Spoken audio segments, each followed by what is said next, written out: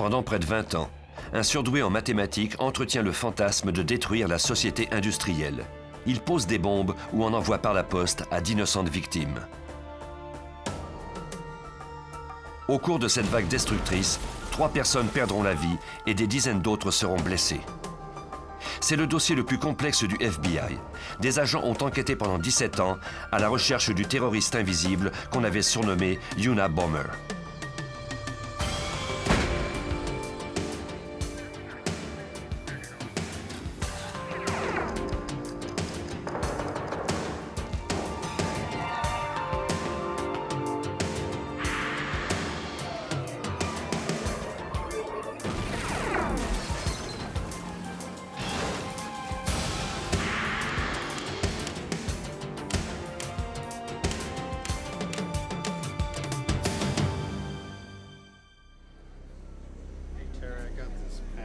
Le 25 mai 1978, à Evanston, dans l'Illinois, un professeur en ingénierie du nom de Buckley Christ de la Northwestern University arriva dans la salle de courrier avec un colis dans les mains. Son nom figurait sur le colis à titre d'expéditeur. Pourtant, il ne connaissait pas l'homme à qui il l'avait présumément envoyé. Le garde de sécurité Terry Marker lança à la blague qu'il s'agissait peut-être d'une bombe. Il ne s'était pas tout à fait trompé, même si la bombe s'avéra inoffensive. C'était le début d'une vague de destruction qui allait mystifier les services du FBI pendant près de 20 ans et terroriser une nation tout entière. Le 15 novembre 1979, le vol 444 de la American Airlines décolla de l'aéroport de Chicago en partance pour Washington. Le Boeing 727 prenait de l'altitude lorsque la cabine s'emplit de fumée. Ce fut l'état de panique. L'avion dut atterrir à l'aéroport Dulles en Virginie. Plus d'une dizaine de personnes furent incommodées par la fumée et durent recevoir les soins requis. L'un des fils de la bombe avait mal été fixé. Heureusement, sinon plus d'une centaine de personnes auraient perdu la vie. Aux États-Unis, poser une bombe dans un avion est un délit de juridiction fédérale. On fit appel à l'agent Chris Roney du FBI pour examiner la bombe.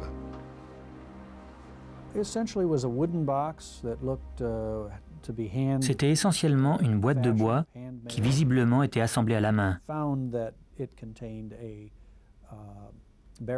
Elle contenait un interrupteur barométrique, d'autres composantes de mise sous tension, des piles, des fils électriques et un contenant pour la charge explosive. La variation de la pression atmosphérique dans la soute à bagages activait l'interrupteur barométrique. C'était cet instrument qui devait provoquer l'explosion de la bombe. L'utilisation de cet équipement sophistiqué indiquait à coup sûr que le coupable était quelqu'un de très compétent en la matière. Roney commença son enquête auprès de la police de Chicago.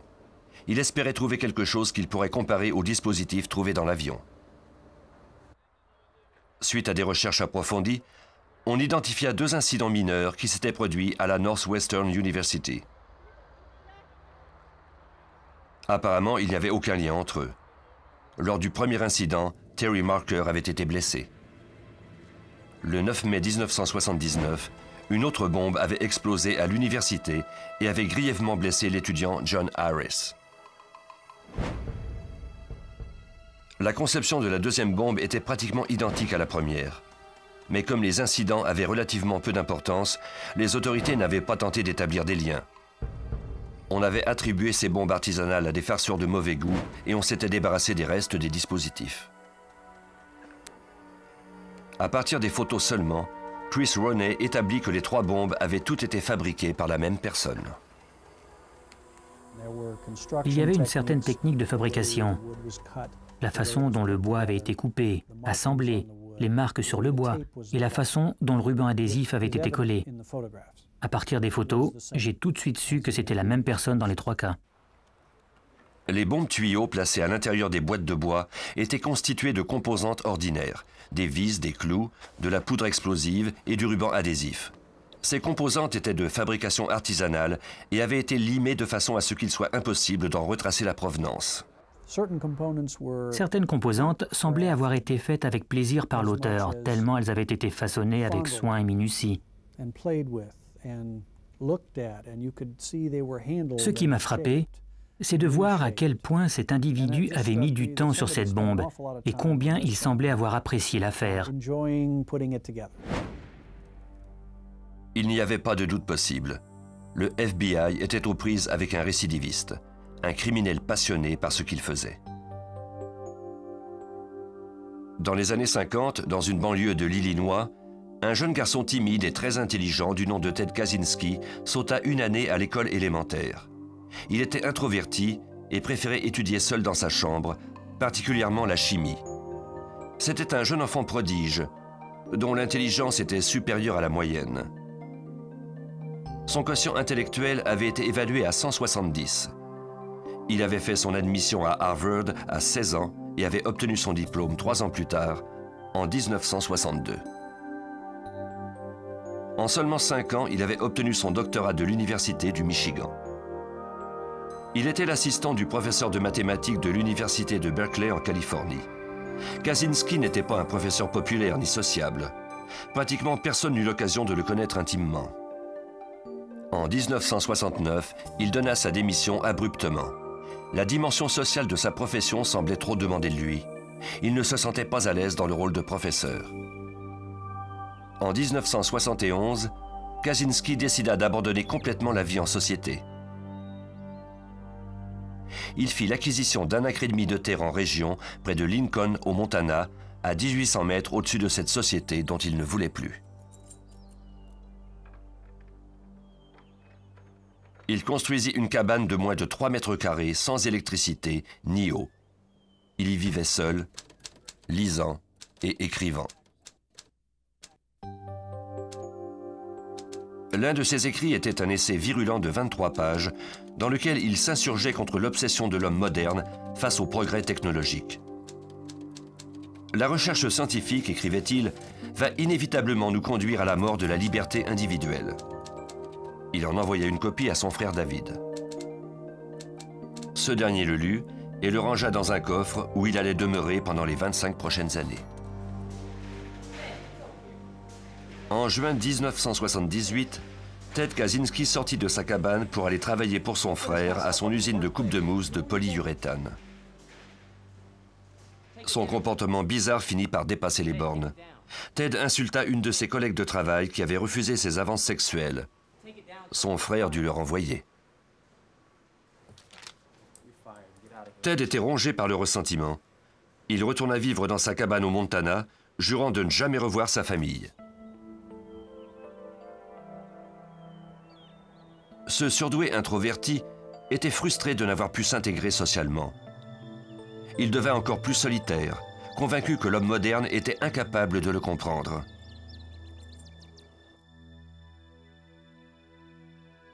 Il commença dès lors à percevoir la société comme un obstacle qu'il lui fallait vaincre.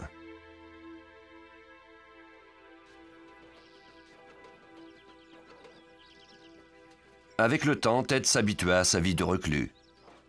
Il faisait tout pour être autonome et cultivait même ses propres fruits et légumes. Il avait peu de contact avec le monde extérieur, préférant la compagnie de la nature sauvage du Montana.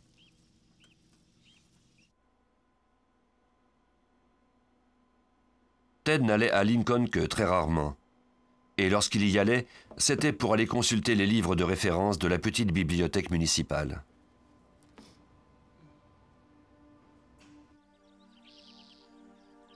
Le 3 mai 1980, il se rendit à Lincoln sur le vélo qu'il avait fabriqué lui-même. Cette fois-ci, il n'irait pas à la bibliothèque. Il prit l'autobus d'Helena et loua une chambre au Helena Park Hotel. Le lendemain, il prit la direction de la côte ouest. Il avait une affaire pressante à régler.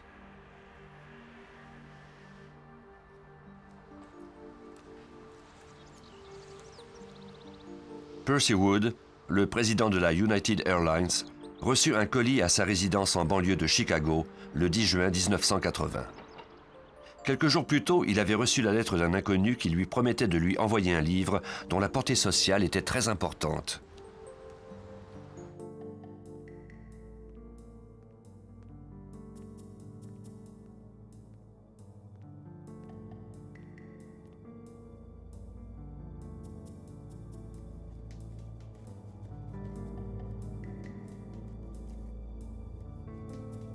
Wood ouvrit le colis au-dessus du comptoir de sa cuisine. Il en retira un livre, Ice Brothers, de Sloan Wilson. Wood était intrigué. Pourquoi ce livre était-il significatif? Il l'ouvrit.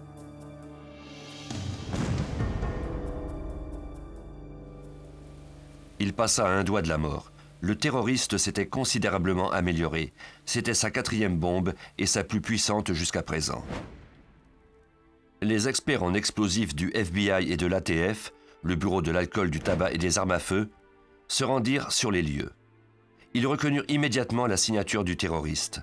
À chaque fois, il s'agissait de bombes tuyaux et leur fabrication toujours la même. Sur cette bombe, cependant, le terroriste avait laissé une carte de visite. Gravée sur un morceau, dans les débris, se trouvaient les lettres F et C. Les lettres avaient été mises là à dessein. Elles avaient même été gravées de façon à résister à la détonation.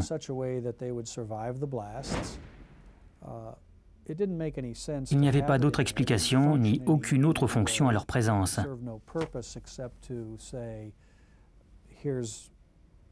C'était une signature. Il n'y avait plus qu'à tenter de comprendre leur signification. Les experts du FBI avaient déjà trouvé un surnom à l'auteur de ces crimes, Unabomber. Un pour université et A pour avion, ces deux cibles de prédilection.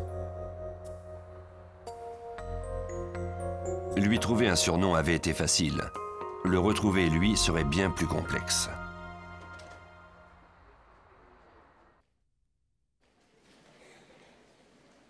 En 1981, les lettres FC étaient l'indice le plus important dont disposait le FBI à propos de Unabomber. Les agents vérifièrent les antécédents de milliers de personnes avec ces initiales. Pendant ce temps, le terroriste continuait sur sa lancée. En octobre, on retrouva un colis dans un immeuble de l'université de l'Utah.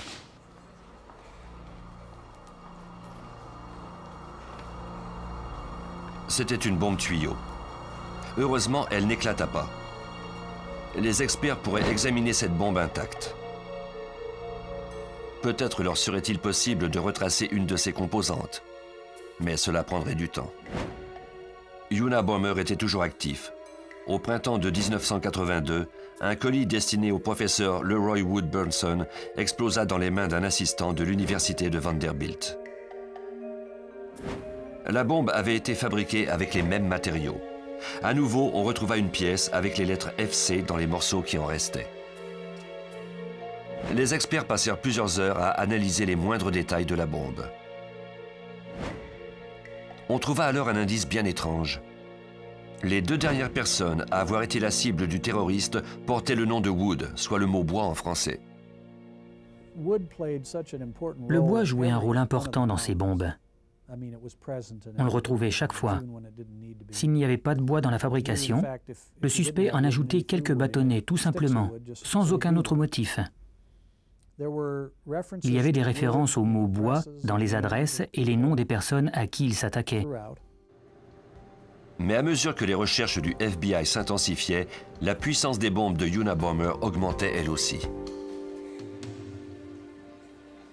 Le 2 juillet 1982, le professeur Diogenes Angelakos de l'université de Berkeley en Californie, un mari dévoué et un professeur apprécié, remarqua un objet étrange sur le sol dans la salle de repos du département d'informatique.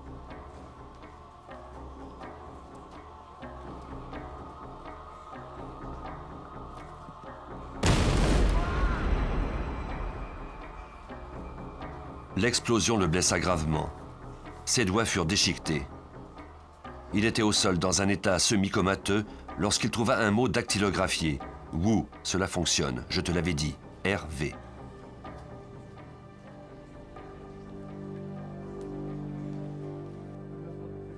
Les agents du FBI vérifièrent les antécédents de tous les Américains qui s'appelaient Wu et de tous ceux dont les initiales étaient Hervé.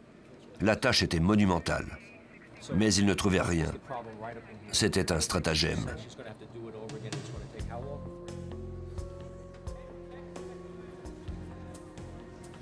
En mai 1985, dans le même édifice, l'ancien étudiant John Hauser, un capitaine dans la Air Force, remarqua sur le sol un cartable posé sur un autre objet.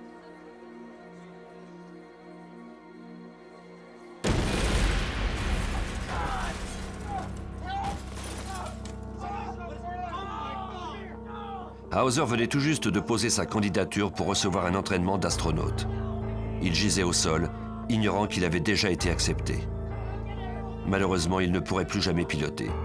On retrouva sa bague de l'Académie de la Air Force incrustée dans le mur de l'autre côté de la pièce. Ironiquement, le professeur Angelakos était tout près lors de l'explosion. Il accourut pour porter secours à Hauser.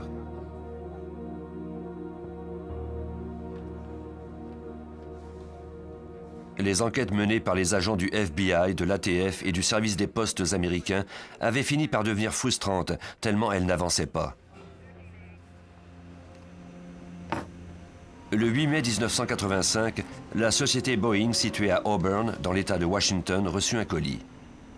Il était lourd et on y avait apposé trop de timbres. Un employé du service du courrier se méfia et il appela le service de sécurité.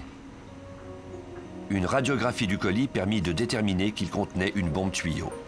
Les lettres FC avaient été gravées à chacun des bouts. Si l'employé avait ouvert ce colis, il est fort probable qu'il serait mort ainsi que ses collègues à proximité.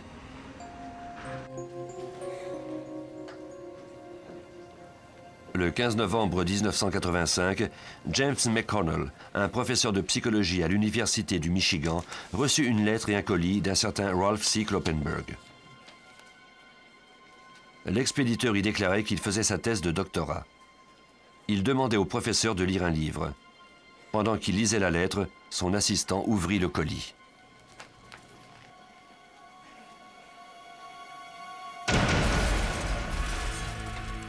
L'explosion blessa gravement l'assistant et fit exploser les tympans de McConnell.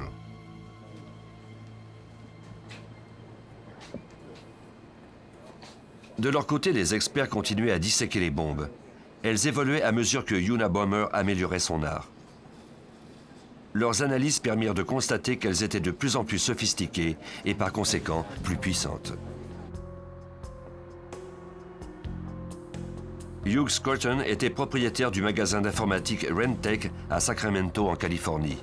Le 11 décembre 1985, vers midi, il sortait par la porte arrière lorsqu'il remarqua quelque chose. Cela ressemblait à un bloc de bois, 4 clous en sortaient, la pointe vers le haut.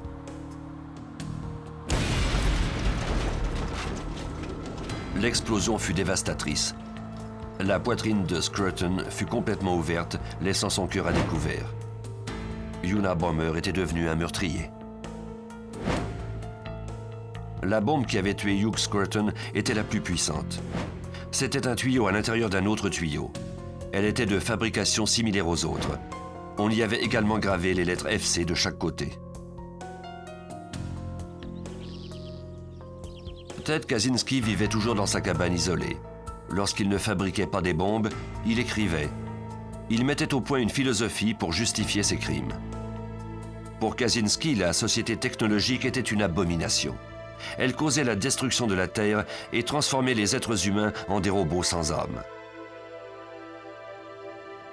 Selon lui, quiconque entrait dans cet état de sujétion à la technologie était un scélérat.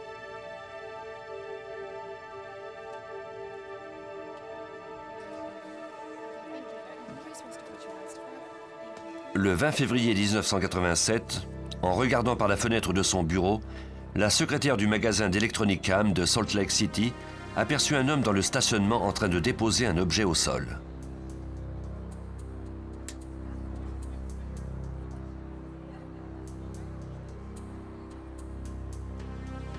Une heure plus tard, le propriétaire du magasin, Gary Wright, arrivait dans le stationnement. Il remarqua l'objet. C'était un bloc de bois d'où sortaient 4 clous, les pointes vers le haut.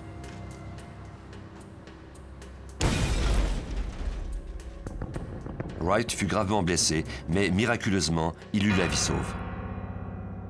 Pendant que la police était à la recherche d'un suspect dans les gares d'autobus et les commerces, on fit dresser son portrait grâce à la description de la secrétaire. À en juger par ses déclarations, l'homme était déguisé. Le dessin ne permit pas à la police de retrouver Unabomber, mais elle eut tout de même un résultat positif. Unabomber savait qu'il avait été vu et il cessa de faire des vagues pendant un certain temps. En 1993, après une pause de 6 ans, des événements très médiatisés le poussèrent à reprendre son travail là où il l'avait laissé. L'affrontement à Waco, au Texas, entre les agents de l'ATF et la secte des Davidiens, ainsi que le premier attentat du World Trade Center, avait créé un climat politique très violent. Unabomber s'apprêtait à lancer une nouvelle campagne de terreur.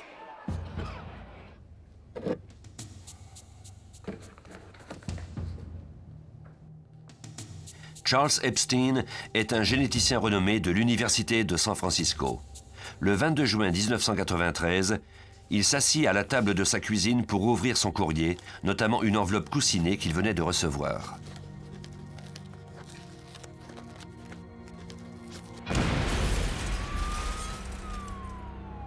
La détonation blessa gravement Epstein.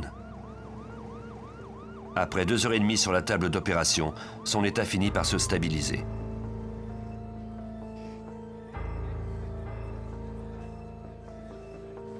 Deux jours plus tard, soit le 24 juin, David Gelernter, un éminent expert en informatique de l'université de Yale, arriva tôt à son bureau pour ouvrir son courrier de la veille.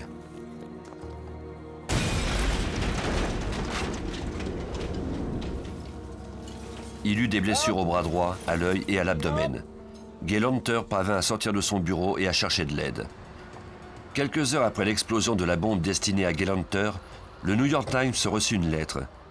Elle provenait d'un soi-disant groupe d'anarchistes appelé FC qui revendiquait les dernières bombes. Le FC promettait de leur envoyer bientôt de nouvelles informations. Il donnait également aux responsables du Times un numéro d'identification pour qu'ils puissent s'assurer de l'authenticité des prochaines communications. Ce numéro était le 553 25 43 94. Le FBI découvrit qu'il s'agissait du numéro d'assurance sociale d'un ex-prisonnier en liberté conditionnelle de la Californie. Fait incroyable, il avait les mots « Pure Wood », bois pur, tatoués sur son bras. Une enquête permit rapidement de prouver qu'il n'était pas Unabomber. On découvrit alors un autre indice important. En analysant le papier de la lettre adressée au New York Times, on pouvait distinguer la trace à peine visible d'une note manuscrite, appelée Nathan R. mercredi à 19 h. C'était la première piste importante donnée par Unabomber. Le FBI interrogea plus de 10 000 personnes prénommées Nathan et dont le nom de famille commençait par la lettre R. Leur recherche ne donna malheureusement rien. Cette dernière vague d'activité obligeait le FBI à mettre les bouchées doubles. Une escouade spéciale formée d'agents du FBI, de l'ATF et d'inspecteurs du service des postes fut formée.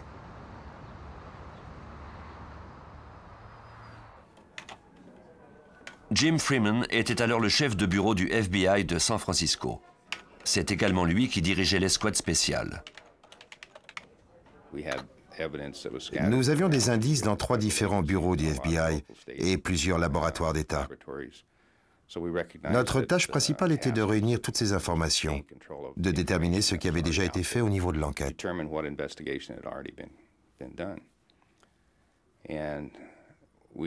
Et c'est ainsi que nous avons décidé d'enquêter à nouveau sur tous les crimes perpétrés par Unabomber.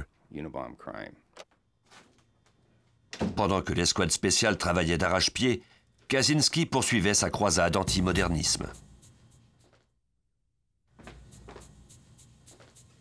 Le 10 décembre 1994, Thomas Moser, cadre d'une agence de publicité, ouvrait son courrier à sa résidence de Caldwell, au New Jersey. Sa femme et leurs 2 filles étaient à l'étage. Il examinait un petit colis sur lequel on avait apposé trop de timbres. Il provenait d'un certain H.C. Wickel, du département des sciences économiques de l'Université de San Francisco. Cette explosion fut la plus dévastatrice. Thomas Moser fut décapité instantanément. Grâce à tous les éléments de l'enquête entourant Unabomber, l'agent Moonell avait fabriqué des répliques de ces bombes à partir des débris recueillis sur les diverses scènes de crime. Tout comme les 15 premières bombes, cette dernière était incontestablement le résultat du travail de Unabomber. Quelques mois plus tard, Ted Kaczynski se prépara à demeurer un certain temps sur la côte ouest. Ce voyage serait le plus occupé jusqu'à ce jour. Le 19 avril 1995, Kaczynski était dans la baie de San Francisco lorsque la bombe de près de 1000 kg d'essence de Timothy McVeigh détruisit l'immeuble Alfred P. Murrah à Oklahoma City, tuant 168 personnes. Cet événement n'eut aucun effet sur les plans de Ted. Le lendemain, soit le 20 avril, la nation n'était pas encore remise de la dévastation d'Oklahoma City que Kaczynski posta 4 lettres et un colis. Quelques jours plus tard, le courrier arriva sur la côte Est. La première lettre était destinée au New York Times. L'agent spécial Terry Turchie du FBI était alors le commandant en second de l'escouade spéciale. Dans la lettre adressée au New York Times, il revendiquait la responsabilité des attaques de Thomas Mother, Charles Epstein et David Gelernter. Il mentionnait aussi certains de ses objectifs. Il déclarait avoir l'intention d'envoyer un manuscrit ou un essai au journal et il désirait qu'il le publie. S'ils acceptaient, il promettait de ne plus commettre d'actes de terrorisme.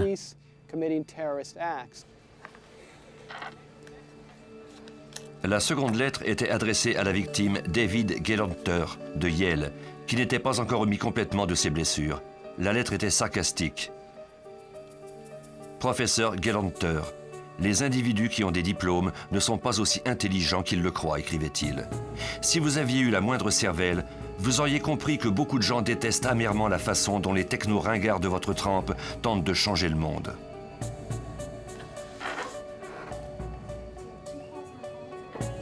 Le 25 avril 1995, l'Association de foresterie de Californie reçut un colis. Il était adressé à son ancien président, William Dennison. Gilbert Murray, le nouveau président en poste, décida de l'ouvrir. Le colis piégé explosa avec une violence incroyable, détruisant tout ce qui se trouvait dans le bureau. Gilbert Murray fut littéralement déchiqueté. À 4 pâtés de maison, le gouverneur de la Californie entendit la détonation de son bureau. La vague de terreur de Unabomber s'étendait à la grandeur du pays. Des alertes à la bombe étaient rapportées partout aux États-Unis. La liste de suspects du FBI comptait 50 000 noms. 16 ans et 16 bombes plus tard, Unabomber avait fait 3 morts et blessé plus d'une vingtaine de personnes. 2 mois après la mort brutale de Murray, le San Francisco Chronicle reçut une lettre. On pouvait y lire que le groupe terroriste FC, appelé Unabomb par le FBI, comptait faire exploser un avion en partance de l'aéroport de Los Angeles au cours des 6 prochains jours.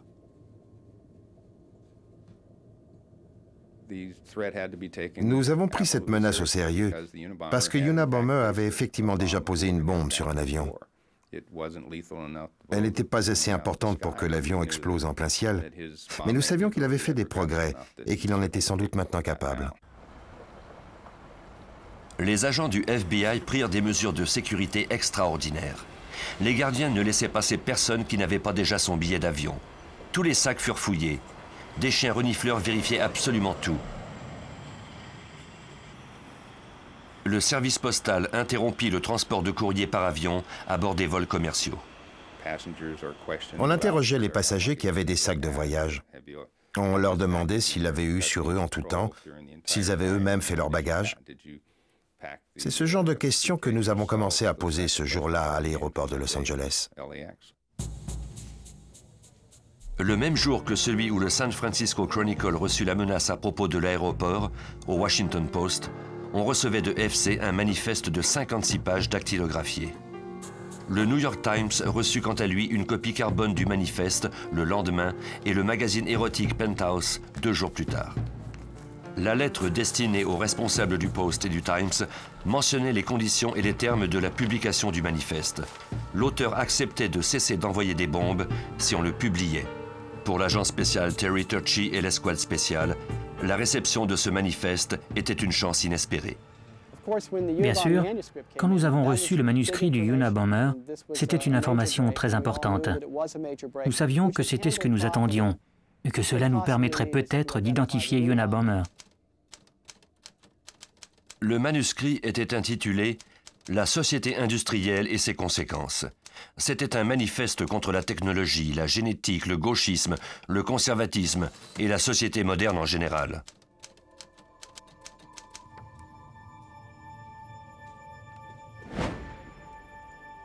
Les experts du FBI avaient recueilli beaucoup d'indices après toutes ces années d'enquête. Ils n'espéraient plus qu'une piste, celle qui permettrait de résoudre cette affaire. Freeman était de ceux qui étaient convaincus qu'il fallait publier le manifeste.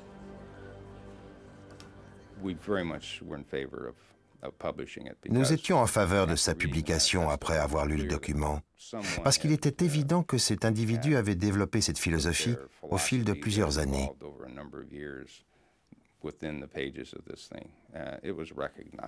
Nous espérions qu'à la lecture du texte, quelqu'un se dirait « Je me souviens de ce garçon qui était avec moi en classe à telle ou telle université. »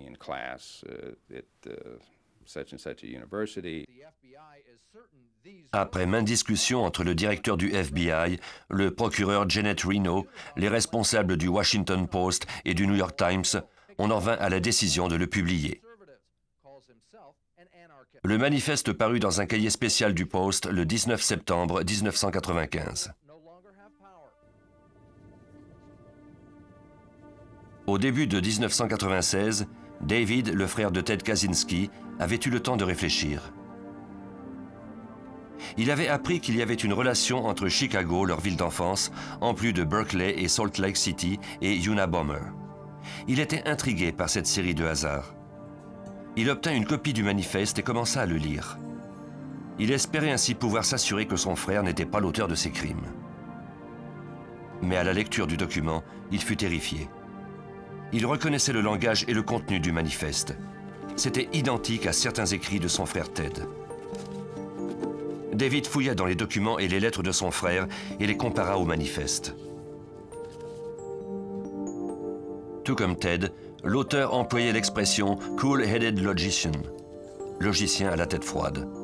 David était inquiet mais pas encore convaincu. Il écrivit une lettre à son frère pour lui dire qu'il souhaitait lui rendre visite au Montana, mais il ne fit pas état de ses soupçons. Ted refusa de le rencontrer. David décida alors d'engager un détective privé afin que ce dernier examine la situation. Les nouvelles que ce dernier lui rapporta n'étaient pas encourageantes. Le détective avait soumis le manifeste ainsi que d'autres échantillons des écrits de Ted à des experts qui ignoraient tout de cette affaire. Selon les experts, il y avait de fortes chances que les auteurs du manifeste et des autres échantillons soient une seule et même personne. David poursuivit sa recherche de documents provenant de Ted. Dans un vieux coffre, il retrouva l'essai que Ted avait écrit en 1971. David ne pouvait plus se cacher la vérité. Il était possible que le Unabomber et son frère fussent une seule et même personne. David Kaczynski était en état de choc. L'essai de 1971 qu'il avait retrouvé ressemblait de façon troublante au manifeste de Unabomber. Déchiré entre la perspective de dénoncer son propre frère et celle de laisser d'autres personnes se faire tuer, David prit finalement une décision.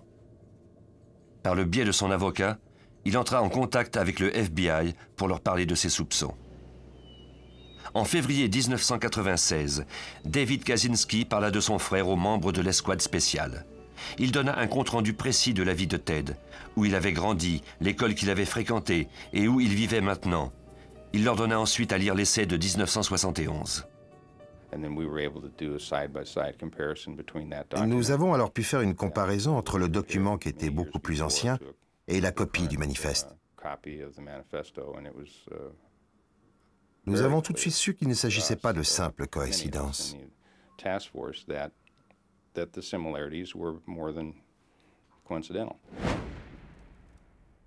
Les experts du FBI analysèrent l'essai et découvrirent plus de 160 ressemblances entre les deux documents, notamment des expressions et des fautes d'orthographe et ainsi de suite. Après 17 ans, les agents du FBI disposaient enfin d'un premier suspect important en la personne de Ted Kaczynski. Les agents du FBI surveillaient étroitement la cabane de Ted Kaczynski en attendant l'obtention d'un mandat de perquisition. Ils espéraient que Unabomber ne ferait pas d'autres victimes dans l'intermédiaire. Au début d'avril, ils avaient assez d'indices pour obtenir un mandat. Ils avaient entre autres découvert que Ted avait fait de nombreux voyages. Les registres d'hôtel montraient qu'il était toujours en voyage peu avant l'explosion d'une bombe.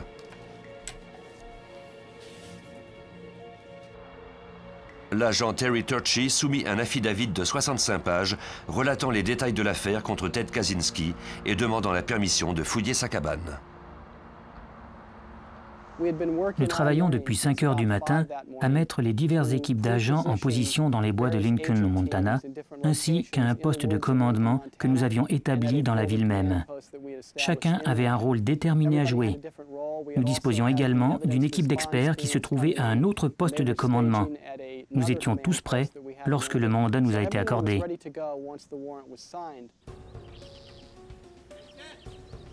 Des agents du FBI en civil et un garde forestier se rendirent à la cabane de Kaczynski. Ils s'approchaient en parlant à haute voix. Ils ne voulaient pas que Kaczynski croie qu'il était espionné. Les agents lui demandèrent son aide pour identifier les limites de sa propriété sur une carte géographique. Pendant qu'il rentrait pour prendre une veste, les agents se précipitèrent sur lui. Kaczynski était maintenant en détention provisoire. On l'emmena au poste de commandement temporaire pour l'interroger. Jim Freeman allait enfin rencontrer l'homme qui avait échappé au FBI pendant presque 20 ans. Il avait l'air débraillé. On aurait dit qu'il était couvert de suie. Les agents qui lui ont pris les bras pour le maîtriser avaient de la suie sur les mains. Kaczynski nia toute accusation et refusa de dire s'il avait des bombes. Au cours de l'interrogatoire, on commença la fouille de sa cabane. On traita les lieux comme s'il s'agissait d'une véritable bombe. On pouvait présumer qu'il y avait des explosifs. Kaczynski avait même peut-être piégé sa cabane. Des équipes spécialisées dans les explosifs y pénétrèrent. Ted Kaczynski n'avait pas encore été inculpé. Les experts qui fouillèrent sa cabane trouvèrent assez de preuves pour l'inculper de possession de matériaux reliés à la fabrication de bombes. Il y avait des tuyaux, des produits chimiques, des fils électriques, des piles et des boîtes de bois. Ces découvertes permettraient aux agents de prolonger la détention de Kaczynski pendant que des fouilles plus exhaustives seraient effectuées. L'agent spécial et expert en explosifs Donald Sachleben devait trouver le plus grand nombre d'indices possibles pour obtenir un mandat d'arrestation. Il se rendit immédiatement à Helena pour présenter sa pétition au juge. Sachleben travaillait sur l'affaire Unabomber depuis plusieurs années. Je rentrais à Helena ce soir-là lorsque Pat Webb et moi-même, qui travaillons sur cette enquête depuis si longtemps, nous nous sommes regardés en nous disant que c'était peut-être le début de la fin. C'est à ce moment-là que nous avons vraiment compris que nous avions enfin mis la main au collet du Unabomber. Ted Kaczynski fut gardé en détention pour la nuit jusqu'à ce qu'on puisse procéder formellement à son arrestation le lendemain matin. La télévision nationale diffusait des images de lui, marchant dans la rue, accompagné des policiers. Il était l'incarnation même de l'ermite excentrique. Le lendemain, il comparut devant un juge d'Helena et fut accusé de posséder du matériel pour fabriquer des bombes. La fouille de la cabane se poursuivait. C'était une véritable mine d'or, mais il fallait être très prudent. Les indices recueillis à pas de tortue étaient cependant très incriminants. Il y avait toute une série de cartables contenant des pages et des pages de modèles de bombes qui correspondaient à celles que Unabomber avait fabriquées. Il y avait également de la poudre explosive du type de celle de Unabomber, des lingots d'aluminium et des copeaux d'aluminium, autant de composantes importantes dans la fabrication de bombes. On trouva également le chandail à capuchon et les lunettes fumées décrites par un des témoins. L'agent Thomas Mannel, qui a analysé les bombes de Unabomber, était également sur les lieux. Parmi les autres indices dans la cabane, il y avait des composantes électriques et des fils semblables à ceux qu'on trouvait dans la majorité des dispositifs de Unabomber. Nous avons trouvé un interrupteur artisanal identique à 3 interrupteurs déjà placés dans des bombes.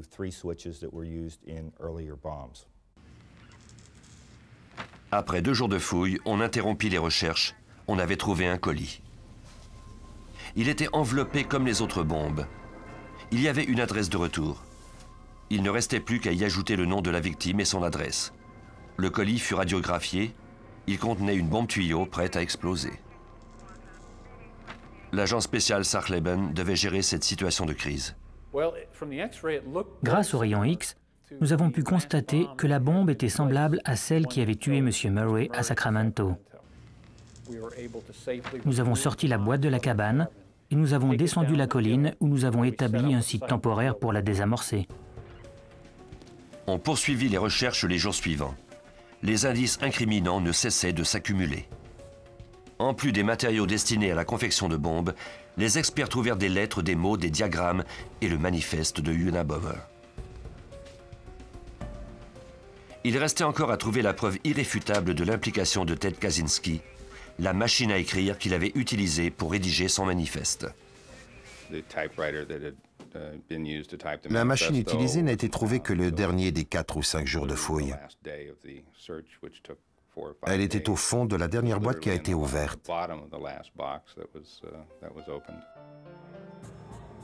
En tout, il avait fallu 11 jours de recherche pour examiner le contenu d'une cabane de 2,40 mètres carrés, mais ce travail minutieux avait porté fruit.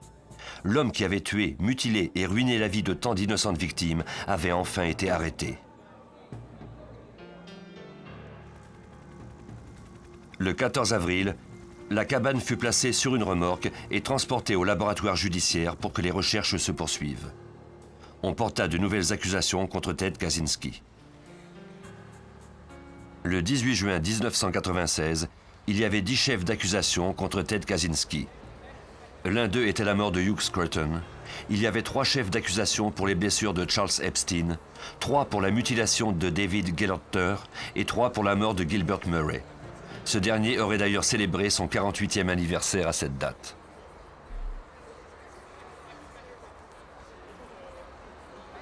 Les autorités du New Jersey avaient d'autres accusations à porter pour la mort de Thomas Moser. Le 12 novembre 1996, des visiteurs triés sur le volet entraient dans la salle d'audience de la cour de Sacramento pour assister au procès tant attendu de Ted Kaczynski. Dans la première rangée se trouvait David, le frère de Ted et sa mère, Wanda Kaczynski. Lorsque Ted entra dans la salle, il tourna le dos aux membres de sa famille et ne les salua pas. Les avocats allaient débuter quand Ted se leva et demanda un nouvel avocat. Quelques jours plus tard, le juge ordonna que Kaczynski subisse une évaluation psychologique. La psychiatre Sally Johnson passa plusieurs jours avec Ted Kaczynski. Elle en conclut que ce dernier était mentalement malade, mais qu'il était cependant apte à subir son procès. Les preuves contre Ted Kaczynski étaient imposantes. Le FBI se préparait depuis 17 ans. Les experts avaient reconstruit et conservé toutes les bombes reliées au crime de Unabomber.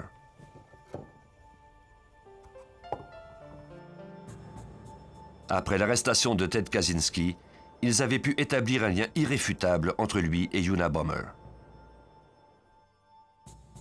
La vie de réclusion qu'avait choisi ce dernier ne serait plus un choix qu'il pouvait faire. Sans autre option, il plaida coupable à tous les crimes reliés à Unabomber. Il écopa de 4 peines d'emprisonnement à vie plus 30 ans. Il ne pourrait jamais être éligible à une libération conditionnelle. Pour l'agent Terry Turchi, l'enquête entourant Unabomber montre à quel point le FBI est déterminé à ne jamais abandonner jusqu'à ce que justice soit rendue, peu importe le temps requis. Les gens qui commettent ces crimes et qui s'en tirent pendant plusieurs années deviennent de plus en plus arrogants. Ils croient qu'on ne les arrêtera jamais.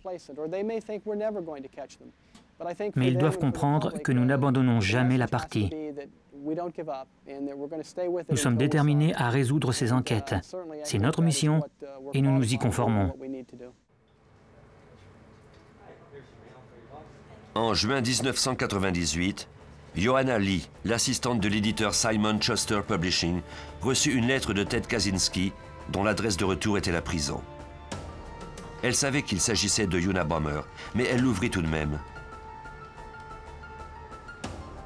Kaczynski désirait qu'on publie un livre à propos de son combat. À ce jour, personne n'a encore accepté de le publier.